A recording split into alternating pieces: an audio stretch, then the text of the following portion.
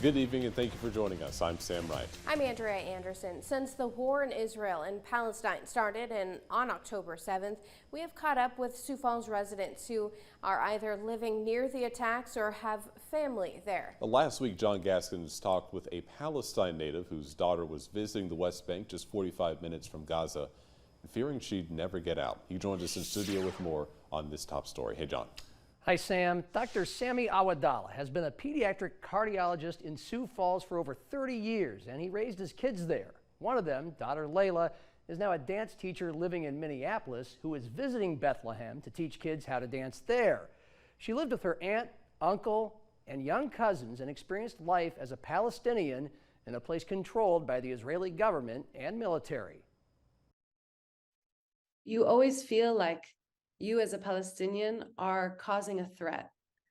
Even if you're living peacefully, even if you're living just a normal life, you're always seen as if you're an enemy, like at every moment. Layla says Palestinians live in constant fear of making one wrong move and being arrested or killed. At checkpoints when she traveled between cities, she would see Palestinians tied together, held hostage, and Israeli militants hold her uncle at gunpoint. That was before the war started on October 7th, 45 minutes away in Gaza. And after that? It was getting more horrific by the day, and the tension in the air, and life stopped. I mean, we were all staying home, watching the news all day, seeing what was happening, and hearing the warplanes over our heads constantly. She did not want to leave her relatives, but her father and others convinced her to try to leave the country while she still could. I was planning to leave on a Thursday, and that Monday we heard some explosions nearby, and it shook the house in Bethlehem, Beit Jala area.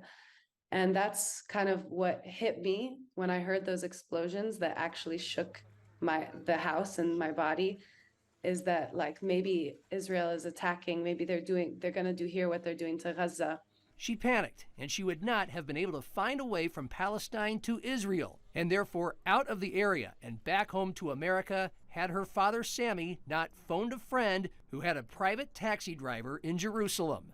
Back here in Sioux Falls, Sami, himself a hostage who was imprisoned and terrorized by Israelis in Palestine 50 years ago, then relieved when she made it back. I know she's safe, I know she came back, but boy, when you compare it to what we see on TV and what we hear and what social media, it's heart-wrenching. Layla arrived home in Minneapolis 3 days ago. She describes her experience as surreal. Yeah, I feel like my whole world changed really fast. Now, Layla and Sami want people to know they do not condone the Hamas terrorism of Israelis. They want peace, and they want you to see Palestinians as humans who deserve to live with the same human rights and with the same freedom to enjoy life in peace the way we do over here. Andrea? All right, John.